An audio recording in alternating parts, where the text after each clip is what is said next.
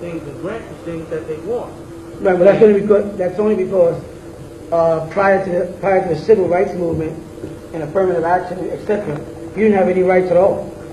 Right? What happened is in the 17th century, right here in Georgia, where we dwell, the Yamasee, Native Americans, the Europeans came in and made a deal with us for equipment, heavy equipment, because we couldn't sell our goods because heavy equipment was starting to come in, more sophisticated farming.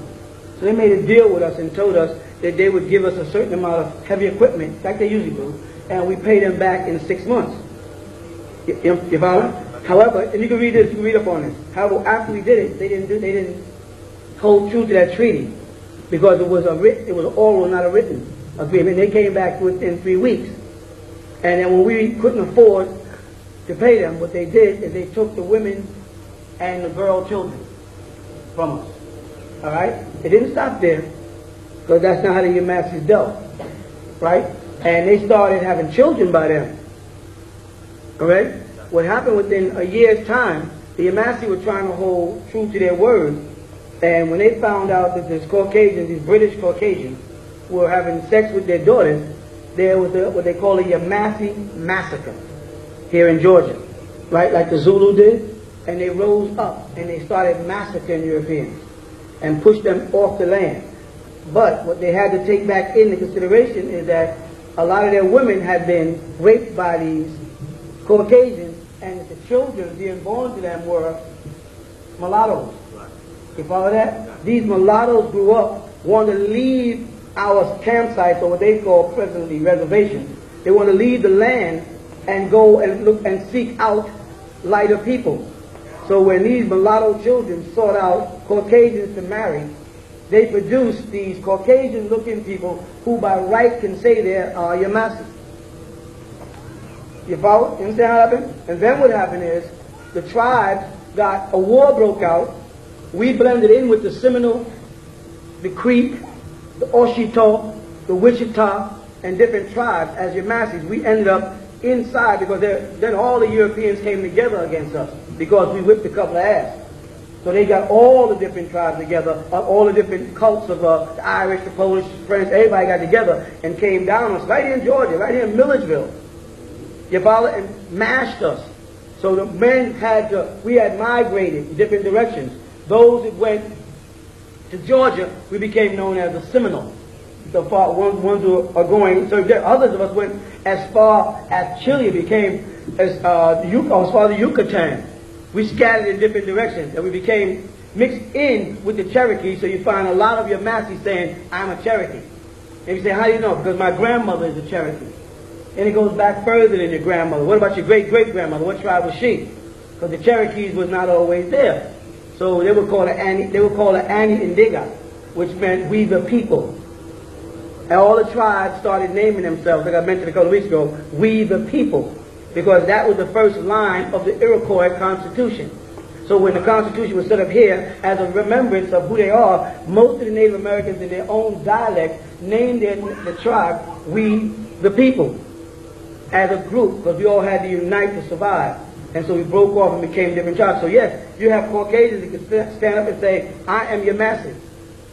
As long as you don't stand up and say, right, he's Yamasee, he's my son. You follow that? And you couldn't do that until certain bills where guys like Dr. Martin Luther King, who didn't appear to have any value, had a great amount of value insofar as he got certain rights implemented that gave us the right to stand up in a courtroom. Whereas, let's say, the Nation of Islam ain't giving us no rights. All we doing is, as the Nation of Islam, we doing talking about what we're going to do to the white man. Dr. Martin Luther King, you know what I'm saying, went out and got certain things passed that gave us the right to get into the courts, to get into the, into the universities, so we can get the kind of degrees, so we can do the kind of investigation that is necessary for us to make claims. And it's not about reclamation of land. The law literally says, don't say reclamation of land. I mean, you just got to be on the land. I don't have to reclaim my land. I have to be on the land. And then tell them from the land, this is mine. You know what I'm trying to say?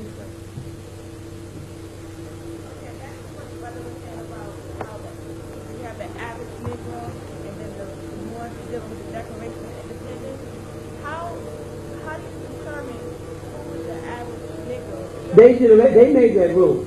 Here's that you had a situation in America where you had the Africans were brought over. Remember, you got several different slave trades. And they try to keep, say, for instance, each group starts basing their philosophy or doctrine around one particular slave trade. Like the Nation of Islam keeps talking about John Hawkins in the 15th. Right? Then you'll find that the Moorish Science Temple talks about the 17th century, and they're talking about Sultan City, and that slave exchange. We as Ansars, we talked about the slave trade that came out of Sudan, where the people of Zimbabwe, certain Muslims, sold us over into slavery. That's our Ansars. And everyone, and all these events, he wasn't in Mother Africa taking one group. He was going around taking different people and making a melting pot. But what they don't mention is that there were already people here. There was black people already in America, which are the parents of all those people from different parts of Africa, because they moved over here from Uganda thousands of years before we even broke up into different tribes in Africa and became what the Arabs call Africans or Ifriqians, those divided into faraka, into pieces. You follow what I'm saying? So now, what happened is when they got here, at the time we moved way down, let's move down 1,000 years and move to the 15th, 16th, 17th, and 18th century, you had in the shores of America Moors who were not Muslims. Had nothing to do with being Muslim. But you had Ansars who were Muslims, who came over here, who were brought over here out of Sudan. All right? So when you get a picture of it, thank you. You get a picture of, let's say, this is America now, and this is Africa. People were brought over here, they're all over this place here. And when the Caucasians started making rules and regulations, he was concerned with the African slave trade. He didn't care nothing about the Moors who came from Morocco, right? He didn't care nothing about the Moors that came from Mauritania. He didn't care nothing about the Moors who came from Senegal. He didn't care nothing about the Moors who came. All he was concerned with is niggas from Niger, which he called the Ivory Coast. He called them niggers, nigger, negrito. And they flipped the coin in the Latin-speaking world and gave negrito the respect when morenos used to have the respect. And then they call them negrito morenos, which is black or Moors. Now they really got the people confused. It was done. So a person in Spanish will walk up to you and call you negrito and make like they're giving you a compliment. They don't know that the Caucasians switched it. Portuguese turned it around. And morenos was the compliment, because it meant more black by identity, not black by color. You follow what I'm trying to say? All right. So now, to get to your point. So you did have Americans. You follow? So therefore, they sent out ships to protect America. These are Moors. I got this in the Constitution book, the whole dialogue, the whole history is written out for you. Tells you the place and the time and everything. Sent them here. So they made a treaty with them first. This is why the White House, the capital, so-called capital, is called the White House. Because the word White House comes from the word Dar Beida. Dar Beida means the White House in Morocco. And that's the capital of the largest city there. Rabat has recently become the capital of Morocco. The original capital of Morocco was Dar Beida, which in Spanish we say Casablanca, which means the same thing, a white castle or a large white house. So the fact that the United States has a White House as a central point and has a dome on it like a mosque tells you that it was influenced by people who came from Morocco called Moors. Dar Beida. You follow what I'm trying to say? And they sent Abraham Lincoln inside it, but he's sitting in the seat of Ramesses. He's not sitting, he's sitting like a pharaoh, Ramesses. If you ever see the statue of Ramesses, when you walk by and think about what you see in Washington, Abraham Lincoln is doing the same thing. So every Grand Master is because of Ramesses. Okay. So there were Negroes here that were called slaves, even though we know the word slave is Slavic and can't apply to us. They did allow themselves to be called slaves and be treated like property. You follow that? You also had the Moors. Now, what was important about this thing is when I say the Moors came to America, the first thing that comes to your mind is Moroccans with light skin and wavy hair. But the treaty said, do not send any mulatto. No mulattoes was allowed. And mulatto was not, like I said many times, was not even an English word. It was from molad. those born out of our seed. So they did not allow, they only allowed dark-skinned, woolly-haired Moors to come to America. Because they did not want to mix them in with their mulattoes who was already here because of the, the French and the Portuguese raping us. You know, hunky? You know what hunky means, right? Huh? You know where it came from? When they would go outside our towns on the other side of the road and honk their horn so the black women would come out. That's why we refer to them as hunkies. They would honk, because horns years ago didn't go beat, they just go honk, honk. If you're old enough, you know that. And so the only way they could get the black women, the Caucasian, get black women to come out at night to make money for their families before they brought them in their house and made like they were washing the floors and taking care of the kids so they can have sex with them. They used to pull up outside our neighborhood, honk, honk, honk, and black women would know to go out there to the woods and they'd meet white or police officers or whatever, and they'd get a couple of dollars for some sex. They'd also implant seeds at times. It's a sad story, but it just happens to be true.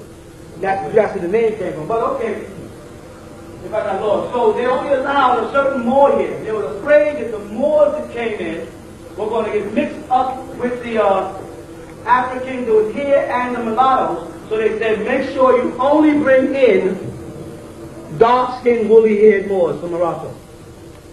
Now, part of the plot was to later capture them. They didn't tell us that, though. So now when we came in as Moors, they gave us documents and paperwork and treaties made with George Washington with his signature on it, which is in that book I gave you. If I was telling you that they are to be treated like equal citizens to every Caucasian in this country. And these were black men and black women with these kind of feathers on them, walking around during the same time they were having slave blocks and selling people. There were black people there buying slaves who were Moors. That's real. That was us. That was our culture. We forgot it because we think Africa is our only home. But we were already here. And then we had some that came over here. Again, we were not Muslims. We didn't care. They associate the word Moor with the word Muslim. Muslim is a curse to a real Moor.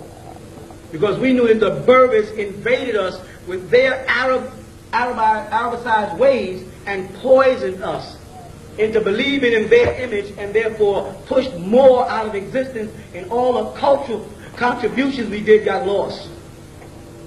But to go back, once they got over here, remember you had your slaves, and then you had your Moors, and then you had your indigenous people who were already here. The indigenous people were mixed in with Hushen, right? And they produce what you call Native Americans. When you hear about a Native American and you see a person with a round face and two long straight braids, that's not the Native American, that's an Indian. You understand? That's an American Indian. But that's not a Native American. Native American were all matched like that face, that statue we made out there. We come in with that big round head and them big lips and that big nose. I wouldn't even be classified as Olmec. They're purer than me. It's what you mean, to be honest, but that's who they were. They were the indigenous people of this land. The Chinese came in, mixed in with them, and produced what you're calling Native Americans today or Indians. And the Caucasian gave them all of our rights. Right. Now they'll walk around saying Cherokee, Choctaw, Shinnecock, Cheyenne, and we'll walk around saying African, African, African. So what he did to appease the African, he created what's called the Emancipation Proclamation. Sounds big. Well, the whole thing is he put forth a proclamation that he's going to emancipate us and free us from slavery. But he did not promise us anything. Now there was a promissory note saying 40 acres and a mule. But we multiplied so fast that they was afraid that if they offered every person who stepped forward for that 40 acres and a mule, there wouldn't be enough acreage left on this planet. We would take over. So they had to drop that and the mule and just start slapping us upside the head whenever we started asking for our rights, or creating organizations that would stifle our growth. You follow that? The first thing to do was to create religion. get us caught up in religions that don't pertain to our own past. Such as, regardless of what I, or Farrakhan, or the 5%, or the Morris Science Temple, or anybody else says, when you see this word, which I'm quite sure you have a hard time figuring out, the number L, Arab. I could write it with a long letter, but I'm doing a shortcut, okay? Arab. Drop this and go Arab. You hear that word, Arab? What do you think of when you hear Arab? Tell the truth. Do you think of Farrakhan? Do you think of Noble Ali? Do you think of the Ansars? No. You think of Saudi Arabian Arabs. Light-skinned guys walking around with white on, with pot bellies and stuff. With cocky-ass attitudes. All tycoon. That is Arab.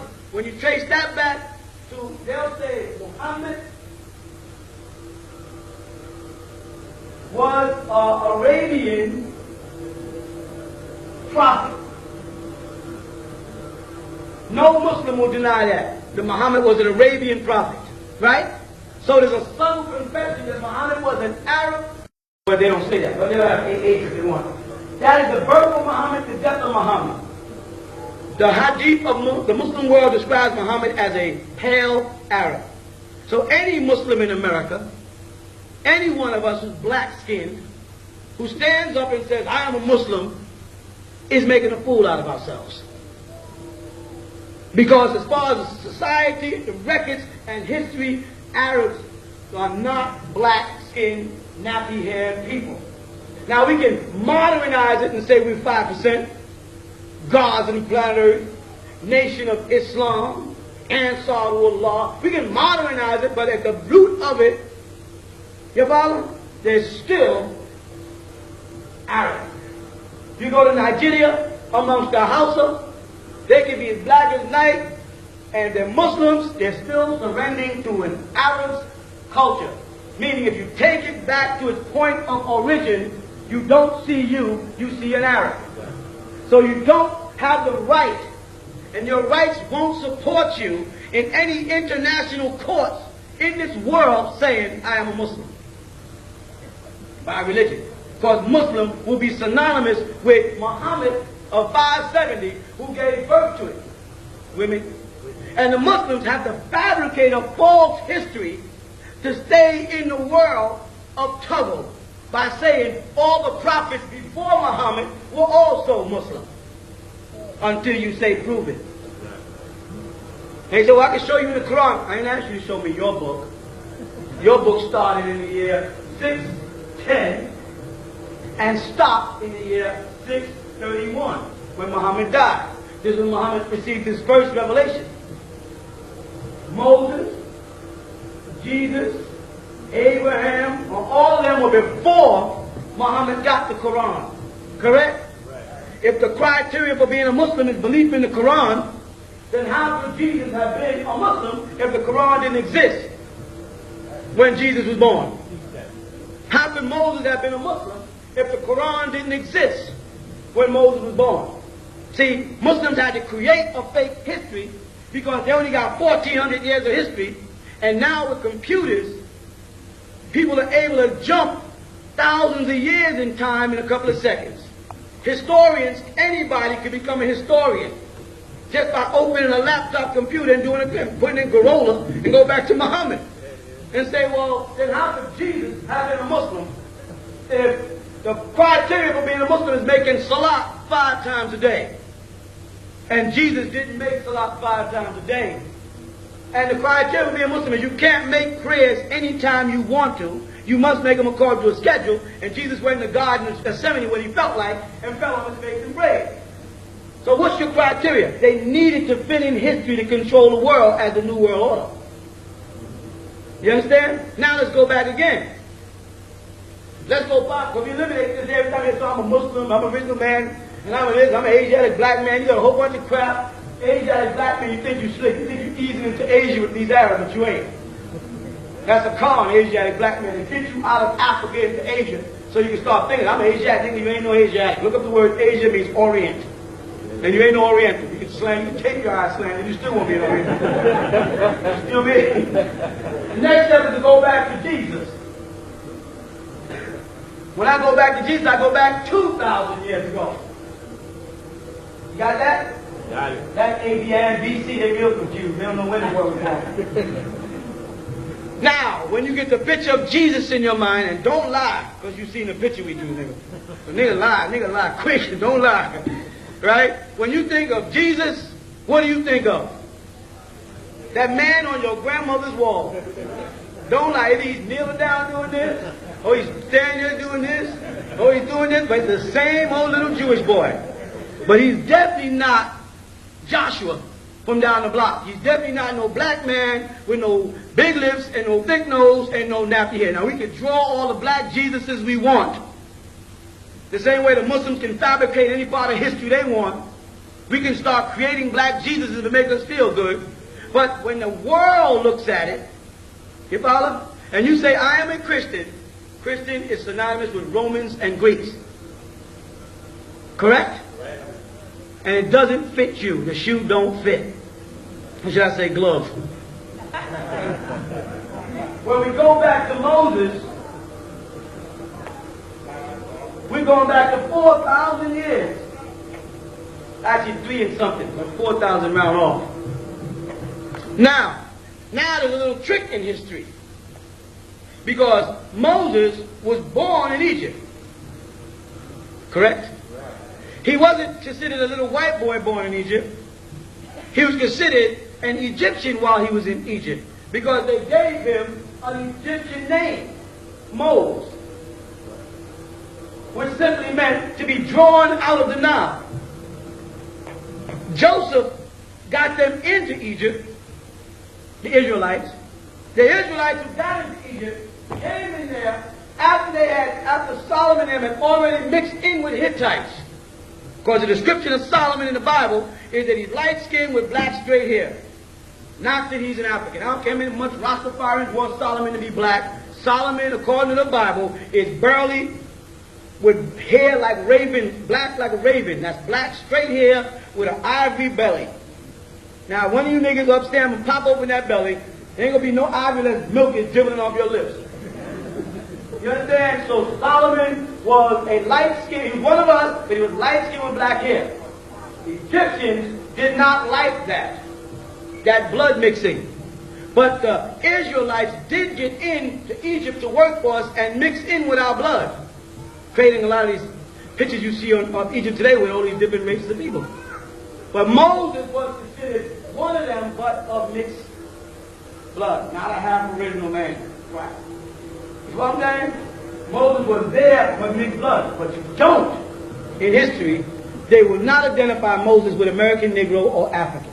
Though Moses was born in Africa, they will not say Moses is an African. They'll say Moses is a Jew. Over and over again. Is that right? So again, Israelite Hebrews, Hebrew Israelites, black Jews, whatever you want to call yourself, when you say you are Israelite, you are being related back to Jew. I'm saying, I don't mean in your little corner with your 13 followers. And all of y'all sitting around with big Jewish stars on saying, well, that's not who I'm talking to. Y'all can tell each other anything you want. I'm saying when you present your case to the world for identity purposes. Because that's what it's getting down to. You follow what I'm saying? When we got to go up against the world and tell them who the hell we are and stop letting them tell us who we are. They didn't change who we are in the last 100 years 5 different times. We were nigger, Negro, Afro-American, not African-American, but they won't say more. You understand what I'm saying? They will keep naming us as long as we'll keep on accepting them. Nobody else comes over here to this country and allows other people to name them.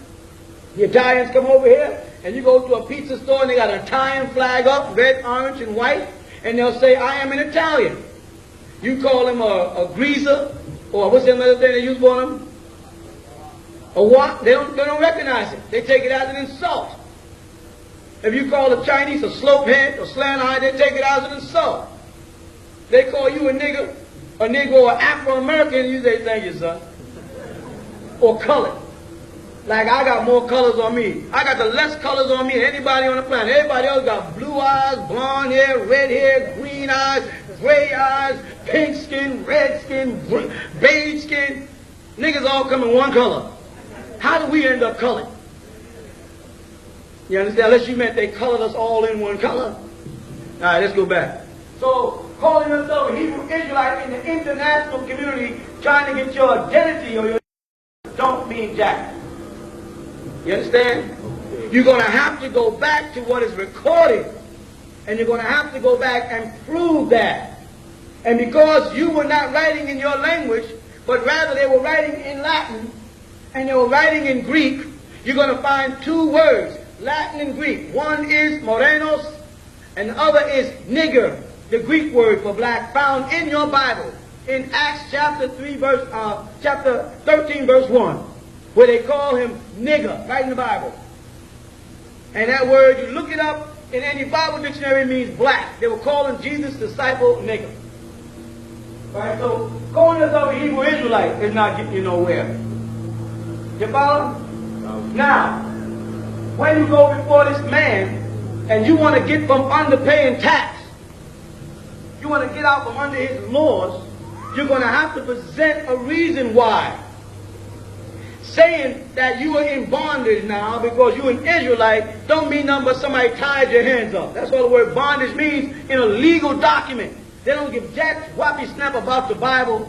Otherwise, they wouldn't have you raising your left hand to it and putting your right hand on it. You follow what I'm saying?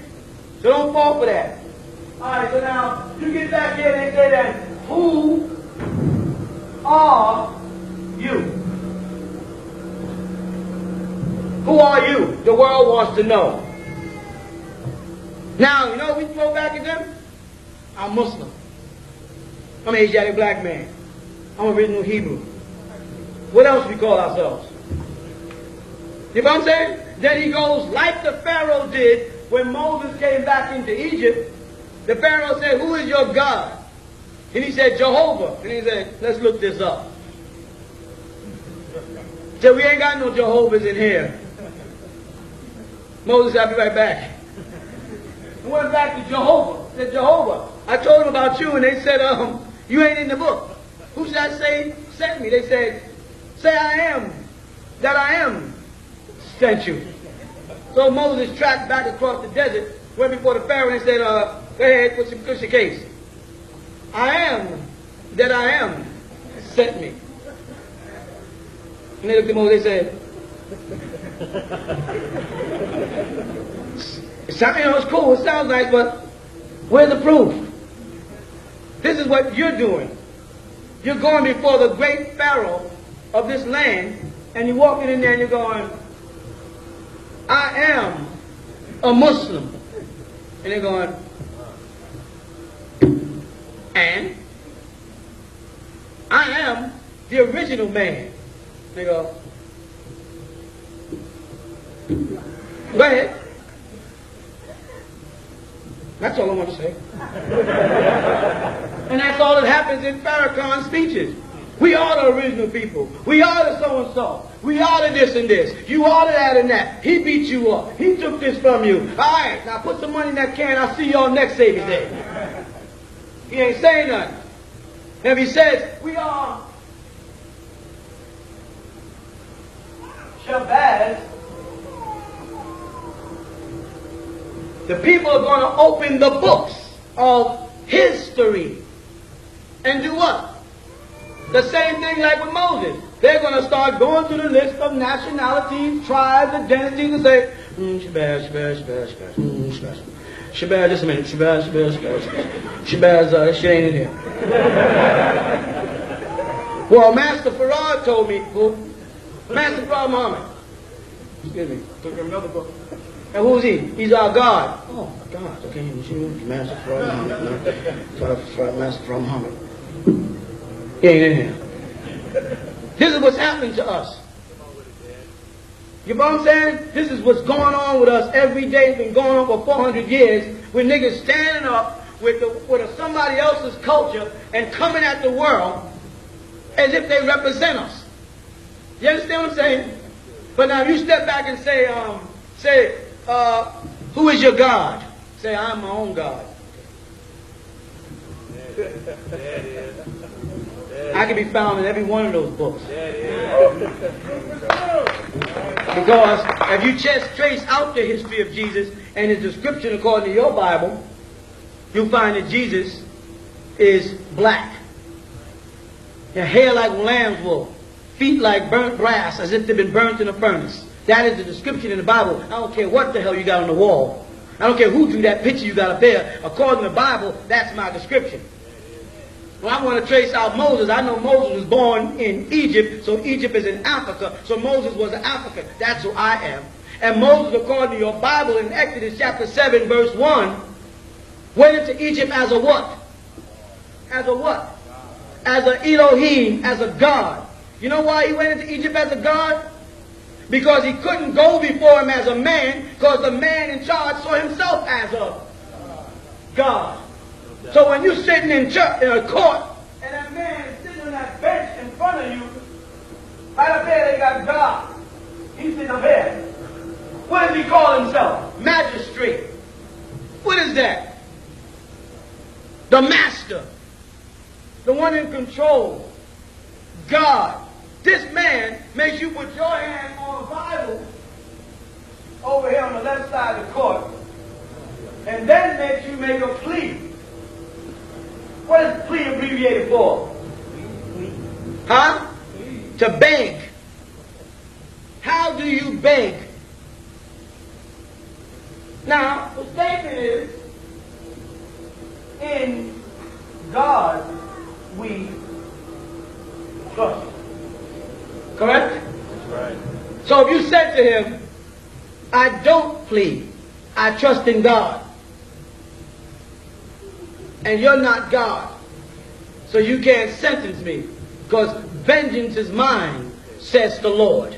So now, if you want to sentence me, you've got to bring the Lord down here personally and have him sitting on that seat. That's the only way I can get judged. Or, in God we trust, have to come down. Because you ain't my God, and I don't trust you. Come on with it.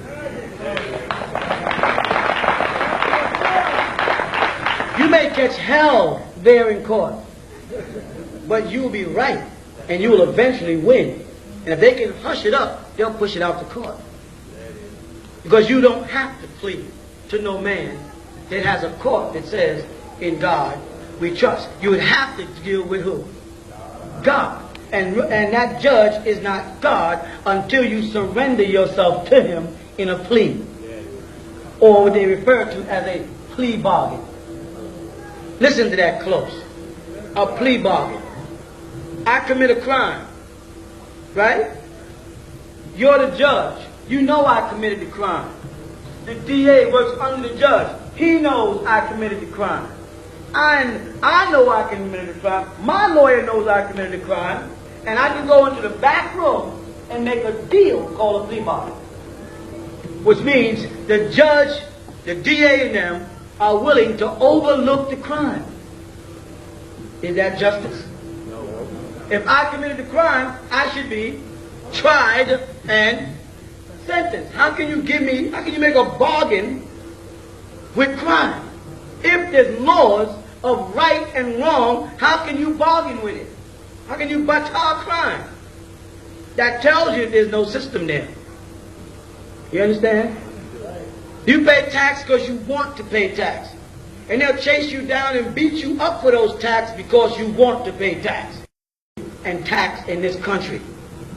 You say, well, because religion is separate from state. They said, then go out and get a charter and become tax exempt.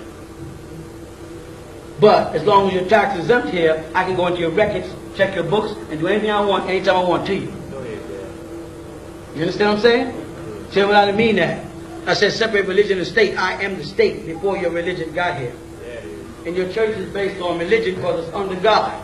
And I don't fall under your God, so I can't swear on your Bible because I don't believe in your Bible. Because you have not proved this Bible to be authentic. So therefore I can't put my life on the line. So until you can prove this Bible to be authentic, I demand that you throw this case out of court. Because you have to prove to me that this Bible I'm going to put my hand on and swear to is authentic. And that can't be proven. You're going to have to prove to me that the God who we put our trust in does exist. And that can't be proven. You understand? Yeah.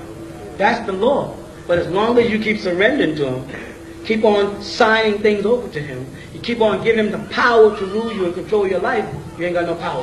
You got to go back in and say, in your books, you have this word written. You sometimes in French spells it like this. You follow that? But it identified me. Back to the question, meaning that they were Africans over here. They fell under your laws, the Emancipation Proclamation, and then there was us Moors who came over here to help you. You understand? And then there was both of our descendants who was here before you got here. So I got 3 routes to go when talking to you. I could be the ordinary Negro who falls under the Emancipation Proclamation and gets abused. I'm begging for my rights, and you ain't giving me nothing. Or I could be the Moor who falls under treaties made with George Washington and exempts me from all of your touches. Or I can be an indigenous Native American and verify that I was here before you got here, because you can't say who was here before you got here. And I'm saying I was. Then I got to take my family name and link it back to a place. For instance, if you take the name, let's say York. York will go back to Virginia, Boston, and throughout the Carolinas. You'll even find some Yorks in Louisiana. They just left there. But mainly, the Yorks are in Virginia and somewhere out west with Washakie. So that name can be traced to an environment, Virginia, VA, where a man called Ben York died. Right? And this guy, Ben York, has been proven to be the name Yusuf Ben Ali. Because he went into the courts in North Carolina and fought for his rights as a Moor, because they were captured by the watchmen and shuttled in with the Negroes. You follow that? And mixed in with them and sold as if they were Negroes. And they weren't, they were Moors. So they went into court, fought the case, and won. And they stamped on their papers to be given all the rights of a white citizen in America. This is you did this. So I can trace it back to this man here, and then trace him back to the Yamasee tribe of Native Americans and the mixture of the Moors from Morocco and Mali. We can trace it all back, and trace it right back to Georgia. Once we get that piece of paper together, I'll talk to you about you Parhams out here, you Williams, and any other last name who has a family roots in Georgia. And we can trace them back and find out which Native American tribe you got ushered into. You understand? Because all of y'all who survived with a long nose got ushered into some Native American tribe. You see? And once we get all of that together, we can keep centering it around Georgia. On record in Millersville, in the file, is the Yamasee tribe, and the description is you. They have it there now. If you don't believe me, go check it. The woman told us, literally, when you finish your research, could you please send me back a book, because we need more information on y'all. Go ahead, That's what she told us in the library in Millersville. When you finish, if you go there, they'll say, some other people was here asking about this too. Them other people was, hello? I want to pull out all the files on it. All the information. How did the college get possession of Rock Eagle? When did they get possession of those deeds? How they get, who gave it to them, and etc. And go back to that person and trace out the name of that person, which we've done, and found out it was illegal transaction. Produce the document was the question. Show me the document. Well, we can't. Then I can show you the genetic trait that I am Yamasee, Washita, Cherokee, Creek, Seminole, as well as Moor. Prove that. You follow that? And then you take that, not here. You don't go to his court. You go to the international courts in Geneva. And the first thing you put forth is a statement, I am an indigenous person. Stop saying anything other than that. What is your nationality? I am a Moor. If any of you people have listened to me and went to any professional office and said it, you saw the reaction. You saw them go, we have white, Asian, Negro, and other. Well, put more in place of other. Or aren't you a Negro? No. You see them fall apart, but you'll see them write it down because they know it's the law. Because they have a philosophy that if they break one treaty, none of the treaties they make it to be trusted. That's in Congress. And they made a treaty with you as a Moor. They didn't make no treaties with you as Negroes or slaves. They got treaties with you as Native Americans. And they know that the Native Americans, the Moroccans, mixed in, the Native Americans and the Moroccans mixed in, and that's what's sitting here. And that's why some of you got wavy hair, some of you got nappy hair, and some of y'all got big lips, and some got thin lips, and some got slant eyes. That's why some of y'all are light-skinned. That's why you're all mixed up. It's a melting pot of our genes. And then, after the treaty was signed, then other Moroccans were allowed to come in. But there was no separation. If you go to Morocco right now, you don't find the racism you find right here in America. And there's a strain of Moroccans that run from the French, those who think they're French, all the way down to those who think they're Africans. But they live together in peace. There's no problem. That's how you lived back then. So to answer the question, there are Negro slaves here. And as long as you keep saying you're Negroes and accept organizations like the NAACP, you will never have rights to what is rightfully yours. You with me? But the moment you start saying, I am an indigenous person, sovereign, I belong to a sovereign nation, they can't do jack with it. Because they have admitted in their textbooks that they came to America, and when they got here, people were already here. And all you're saying to them is, correct. I am of the people that was already here when you got here. You can't say I'm not, because you hadn't got here yet. I am not an African. I was not a part of the slave trade. You got me mixed up with somebody else. That's my brother here. He go right here. And he's walking around saying he's an African. That's his business. There goes my Negro reform. That's my reform brother right there. See, he's a Negro, American Negro. That's not me. Now, you may not want to do that. I'm standing around, you know who the hell they are. But when you walk up to brother from Puerto Rico and say, what are you? He said, Puerto Rico. He said, no, you ain't. You're not a Puerto Rico. What are you? You're a Moor. You know what I'm saying? Where you from? I'm from the Dominican Republic. You're not a Dominican Republic. You're a Moor. Cuba's a place, not a people. And no, I'm Cuban. Don't let them fall for that crap. Stop, strip back all the names and keep saying more. And then we become the majority. And according to their system, the majority rules. So if all the Latinos, Asians, Nubians, as you want, whatever, come together and say we are all Moors, what happens? We control the thing. Now, you can be a Moor brother and say, Assalamu alaikum. Say, Assalamu alaikum. Jesus is Lord and Savior. Jesus is Lord and Savior. Shalom leka. Shalom leka. Neturu. Neturu. Odabo. Odabo. You know what I'm saying? Anything that makes you feel happy. But your nationality first. Because when they weigh us in this country, they weigh us blacks against Caucasians, right? But if I stopped and raised my hand and said, excuse me, sir, and I mean that from the bottom of my heart, excuse me, sir. Just what nationality is Clinton? I want to break that down. I like Clinton. Now, what nationality is? He's Irish. Let's separate him over here. You follow? Let's go to Cuomo in New York. He's Italian. And let's go to Koch. He's Jewish. You know what I'm saying? So I start taking them, and when they got white, I start taking them and break it down like this. Irish, Polish, Scottish, Jewish, French, German, Italian, Swedish. Don't be afraid. Huh? Russian, what? Polish. Yugoslavia. Okay, go back to point. Yugoslavian.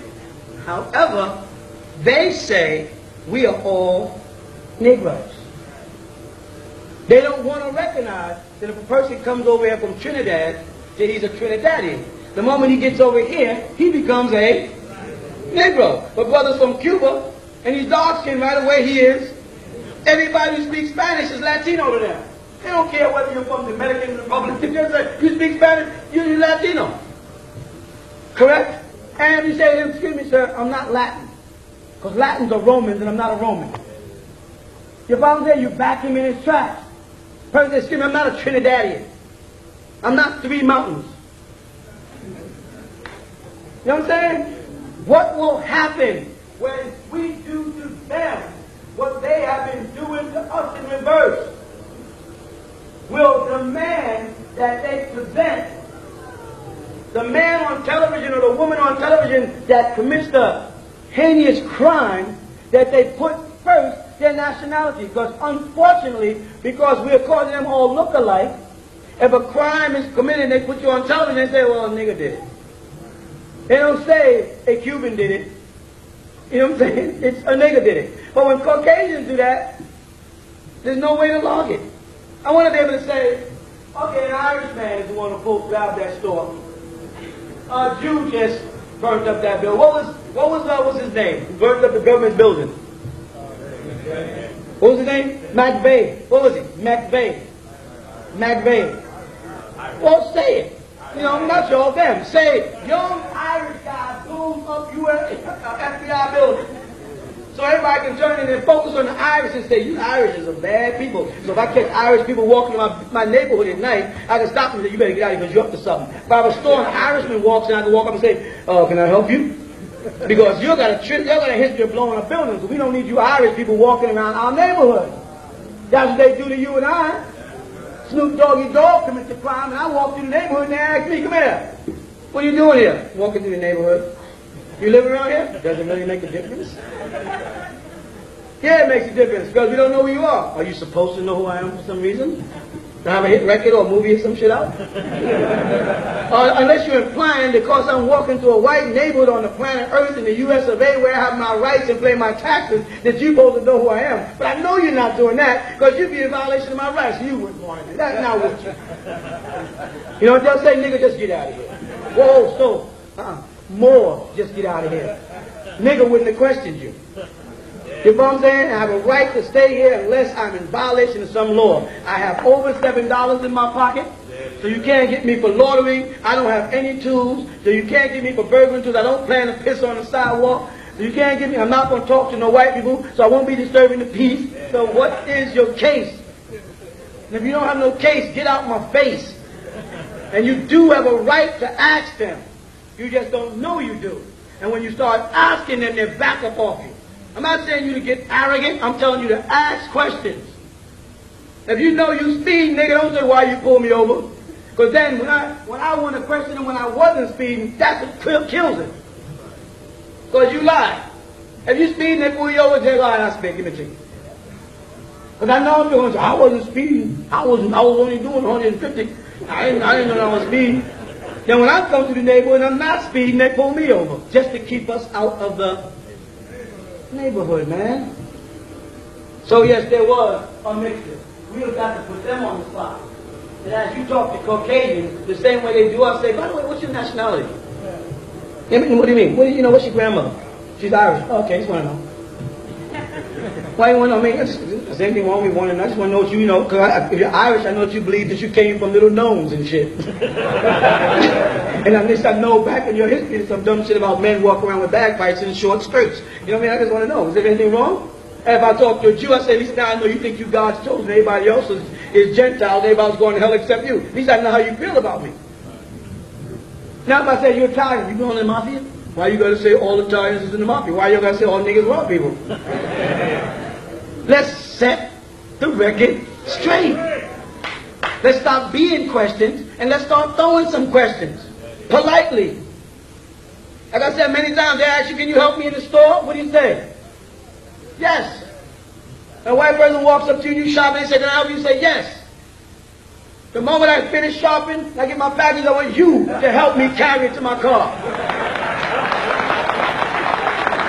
And if you don't intend to do that, then get the fuck out of my face. Straight up. Because they will walk over and ask you, can I help you?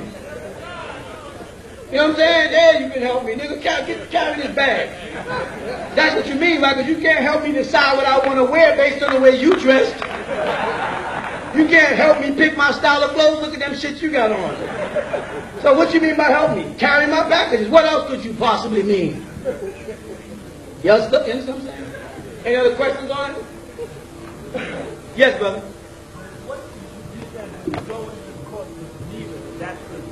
There's international courts and there's national courts.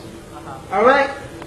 We as people that are a product of a kidnapping, not a slavery, we were kidnapped and we were sold. I'm trying to get this in your heads now, because whoever brought you is an accessory after the fact. You understand that? So now, as a we've got to learn to get on the inside so that any windows we break always from the inside out and never from the outside in. You dig what I'm saying? Go ahead. What type of action would that be? Like trying to establish your identity? All right. What is it considered? What does it fall under? Exactly. It falls under sovereign nations. Any individual who can prove that they have a link.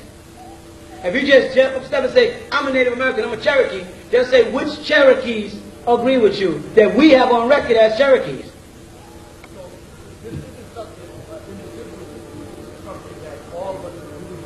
No, I can do that as an individual because I can prove by the name York that I am linked into Ben York, who links in the old York, who links in the Yusuf Ben Ali, who got those petitions. Now, then I can say, you are my extended family. With me? This is my brother, cousin, and she's married to my uncle, and so we are extended family. So I can put forth a petition that you are petitioning me. And I'm saying, right, he's a Washita. Right, he's a Yamasi. He's in our tribe. Then you take that petition anywhere and flop it down and go, boom. I have been verified to be a part of the Yamasi tribe by a person who's a Yamasi who have verified who they are. That's how it works. You follow what I'm trying to say? But anybody can go try to do it, and they might succeed. I hope them. But we do have a system working. And we hope don't get disturbed by our own people messing it up. Yeah. Way in the back.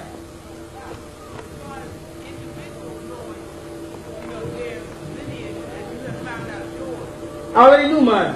Okay. Individuals find out what tribe under the Washita. Yes. But what will happen is, I don't know the motive, so let me work with you. Yes, but if you're playing this game, like I know people that say they're Elohims. I'm an Elohim. I'm an Anunnaki. And somebody goes, I get upset, you know, like, oh, come on, we don't need the added nuts going down there, making us that's coming in with legit arguments look like nuts. So don't go down there with damn Indian feathers on, saying I am a Cherokee because my grandmother was a Cherokee, and pick up a woman out with straight hair and say, because my grandmother has straight hair, that's how I know she's a Cherokee. Because when we get down there to the international courts and enough American Negroes come there with that bull crap, you know what's going to happen? They're going to change the law. Indigenous people started 1992, ends 2000. You can tell me you are a Shoshone, and I will ask you from which reservation. Let me see the certificate. If I don't ask you, I'm just respecting your request or your wish. Prove it to me. So if black people just start standing up saying, I am a this, I am a that, the devil is going to alter the law. And he has no rights about changing laws. Yes?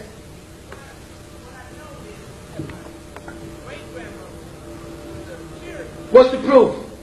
That's all I know. Okay, but here's the disadvantage of being a Cherokee. The Cherokee, as I told you all years ago, sold out. If you go up to North Carolina where the Cherokee Reservation is in the Smoky Mountains, those jacks sold out. They pay tax to the government. So being a Cherokee makes you just American. But you got to find out which tribe your great-grandmother was in before she joined that band of people who didn't want to fight with us but sold out. The Pone, who were part of Seminole, sold out and became scouts for the Caucasians against us.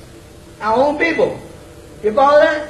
When they show you the Pone, they show you these guys with this black straight hair. No, they were Negroes fighting in the Confederate war were Pone, were Cherokee, Cheyenne, a variety of tribes. What's the other ones? Oshit, Washita, meaning the Washita. Some of them sold out and was fighting against us. You got to make sure when you step down the path, you don't step on the wrong side. Old York was a sellout. The Sergeant York, who's one of my relatives, was also a sellout. He fought with what do you call those guys? The black troops, the Buffalo Soldiers. They pump you up, the Buffalo Soldiers. Buffalo Soldiers was Toms. They sold out the family and fought against and massacred Native Americans. He's in the family. I may not like it, but it's truth is truth. I'm not going to hide it. You know what I'm trying to say? If Ben York wasn't a sellout, he wouldn't have been running around with Lewis and Clark and them interpreting things for the Native Americans. But when they betrayed him and it got personal, he set them up and altered the treaty of the Louisiana Purchase so that they didn't buy anything but the police barracks downtown. And those documents were verified. A sister in Louisiana, Veriachi Empress, brought it up, went to court, proved her case, and got 68,300 and some odd acres of land back from the government right now. You follow? And that means the door is open. But if you're not planning on opening the door and holding it open and ushering a bunch of people in because you want to do your own thing, then don't mess our stuff up because you're into yourself. Whoever does it got to hold the door open and get as many people in as we possibly can. Because when they acknowledge Empress Veriachi, a black woman with woolly hair, as a Native American, they open a door. Because before that, you only had one concept of Native Americans. People who were in Oriental looking with round faces with braids running down like this or feathers. Now they're confessing no, that those people came after the original Native Americans. And that's you. So you have rights, but you've got to go before them right. Don't bug out, and if you go mess it up, don't interfere. If you don't know what you're doing, don't be fronting, in other words, niggas. But niggas be fronting. Don't be fronting. This ain't no time to be fronting and pretending you some shit you ain't. Mess it up for all of us. You know what I'm saying? Niggas, shut up. If you don't know what you're talking about, shut up before you mess us all up. Because we know we talk too damn much. That's our problem. I'm sitting there telling y'all laws I should be keeping private and just getting it done. But y'all be probing, you want to know, what's this, what's that, what's this? If I didn't, if I said I'm going to take your bill, what's he up to? You stealing our money? What's he trying to do? So I'll tell you what I'm doing. So now, can I do it? No, you can't do it. If you did, you wouldn't be asking me, could I do it? You'd know. You understand? So don't mess it up. Because a person in my age, 52 years old, got to be doing it for you. I ain't doing it for myself, but I got 10 more years before I might not even know what the word Washita means. I'm trying to get it done for the young people, and they got more to fight after that until it's all straight. Until we can tell them, get off of our land. Take your bombs and your wars and your politics and your racism and your hate and get the hell off our land. When I say off our land, I mean off of America. I don't mean off of Georgia. I mean go back to Europe where you belong with your evil stuff. And those amongst you that don't want to be evil and want to live right, well, you can live there in peace. But you evil as white people that think everything is based on wars, why are you up there messing with Mars? What would have happened if you'd landed on Mars and some Martians would have slapped the hell out of one of y'all? We would have been at war with Mars? Dropping bombs over here, or we dropping bombs over? Let's go to Iraq. Were the Iraqis dropping bombs over here, or was America dropping bombs over? I can keep on going on? How can I get in a fight with you if you ain't there? How can I get in bomb up Somali if I'm not in Somali? The problem is, there's a madman running around Somali, beating up the Somalians, who I don't give damn jack about, but I'm going to go over there with troops and beat up some more Somalians to try to find a man who's a Somalian beating up Somalians. That's called minding somebody else's damn business. And if the Somalians are in a situation where there's a crazy Somalian beating up other Somalians, let the Somalians solve it. That's all. That might be the way nature's working. Might be a form of elimination. But we always in somebody's stuff.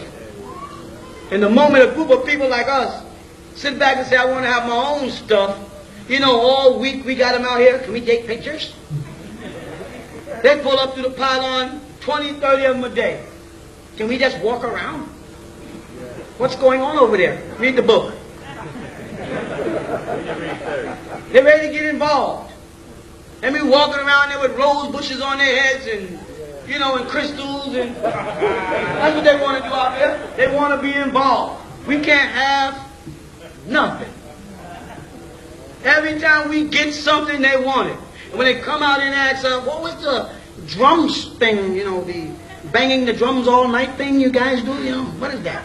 That's one of our customs. What's it about? It's about banging the drum all night. I mean, what? Where? You know what I mean? No, I don't know what you mean. What do you mean? Yeah, I know. Banging the drum all goddamn night. They want you to give them some place in history where they can trace it to, so they can put a label on it. Okay, they got this from Senegal, and the Senegalese got it from us. And they say, what's with the ceremony of ISIS? A bunch of women standing around, drinking wine and stuff. Look at that, None of your goddamn business. After it comes back down, once you leave our shit alone, we got our little shit out here. You got the whole country then stole, not to mention everybody else's damn country. We got a little thing going on out here, and you want this too? Let them down there, and people walk to me, some of y'all. Is it all right if I bring my white friend? Did that nigga bring you to the KKK?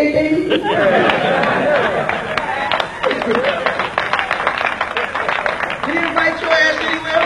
Why are we always inviting people places? All they do is come in and take our stuff. If they can help it, there'll be a whole bunch of crystal-worshipping witches walking around out there. Oh, Isis, the mother Isis, the witch of witches she'll be. Be a whole bunch of old Amorites standing there chanting some druid crap. Christians will be saying, see how it's shaped? It's shaped like a cross. It must be the Blessed Mother Mary. They'll be having Christian services out there. Why can't y'all have your own thing here? I'm not saying white folks can't come. Anybody can come anywhere in America, correct? For as long as this piece of land is American. You know what I mean? But they can come visit, but what, don't be ushering niggas out. Come on out there and do it with me. Come on, Come on out there and walk around with me, white friend. You doing that crap. They'll be out there with beer cans soon. They don't got no respect for anybody's religion. Watch any movie. They just dog God. They dog everything. They don't respect nothing. So why invite them? Why create your own destruction? I don't want to sound like I hate white people. It's not about hate. It's about them. I got my own thing here. I got a basketball game. Why you on the court? Go play hockey, nigga. I ain't no hockey club. What you doing over here? Ain't my fault that nigga got in the golf gallery. Ain't my fault. Y'all shouldn't have let him in the court. Tiger Woods don't belong on the golf course. That ain't a black man's game. Thing. Sister.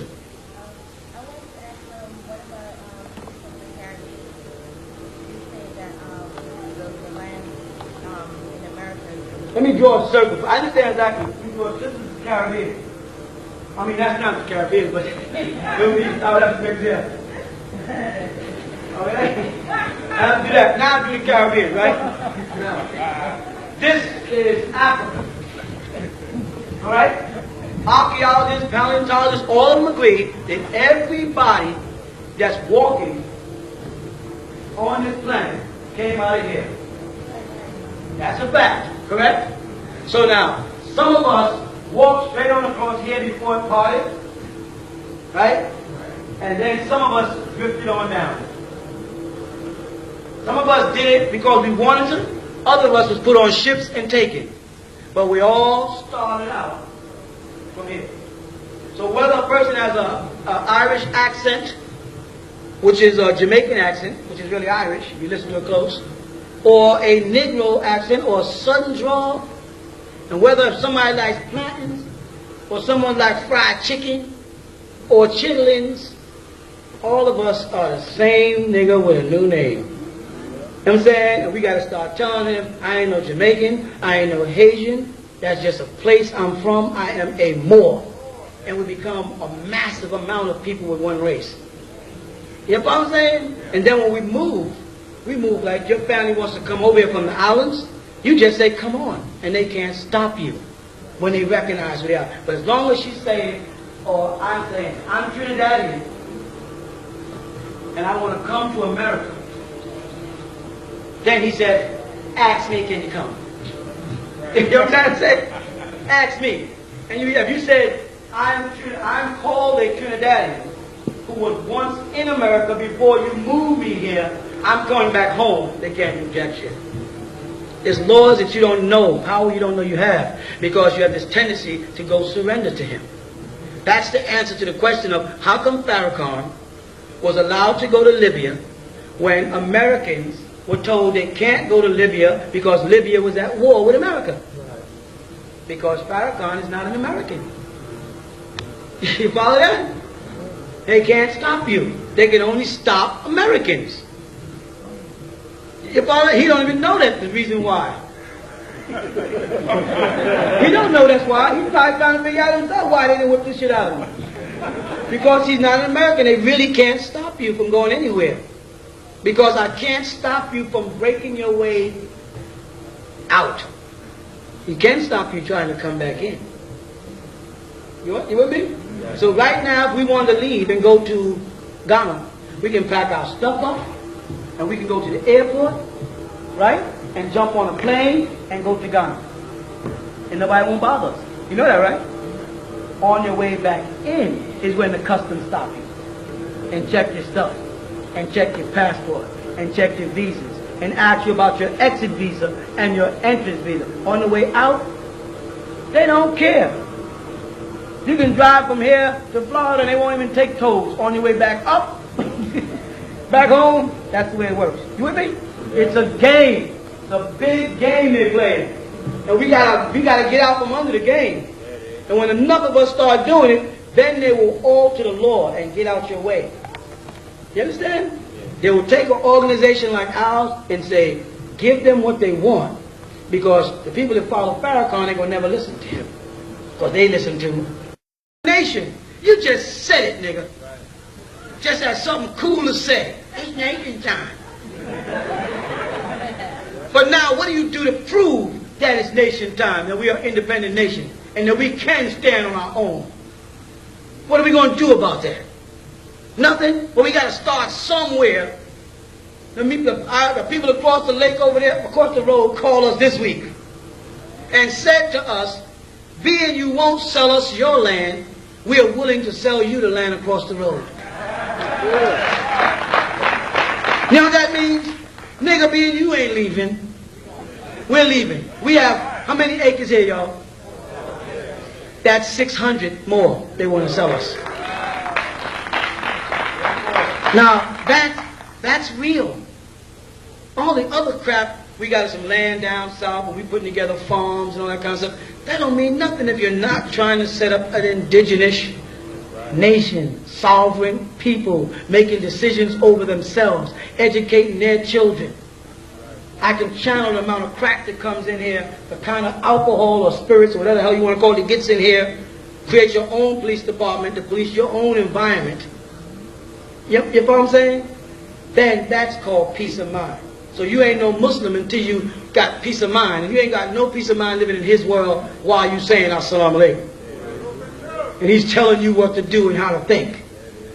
Telling you take Juma Friday off to go to prayer, I'm going to fire you. So you got a choice between Allah subhanahu wa ta'ala and your boss and your rent and your son. If all of you just say, I'll make it up later. Fail safe. Come on, y'all. Got it? Let's dance. Yeah, anything else? Yes, this is a question not referring to what we've been talking about, but I had asked a question maybe about a month ago and he wasn't present, but it was due to your old publication with Secret Societies Unmasked. You had a picture that was in there, and going back to what we're going to with the ancient symbol of Hathor and the six-pointed star and crescent, or the bull's horns, there was a picture that you had in there that was on, I think it was Saturn, and it was a hexagram that was on there. And I was wondering, how does all that tie in with what we're doing? Because it's there. Because I saw the picture. It's an old publication, though. Right, I know that's what you're talking about. Okay. The hexagram, the pentagram, all of those are our symbols they stole. The ram's head that they turned into something negative was a symbol of Ra when it dealt with us. And it dealt with the sun, and their concept of hell and the fire and the heat was Shambhala. Everything they made in their religion comes out of us. Our symbols were made up of two. We had the male symbol and the female symbol. This here symbol represented Isis, and this was Osiris. Right? Osiris was governed by the deity Min. You understand that? Min is the phallic symbol. This represents the head of the individual, arms, legs, penis. So I've been trying to tell them people in the Nation of Islam, tell me has 5% of the longest. They say this represents Islam. They say arm, leg, arm, head.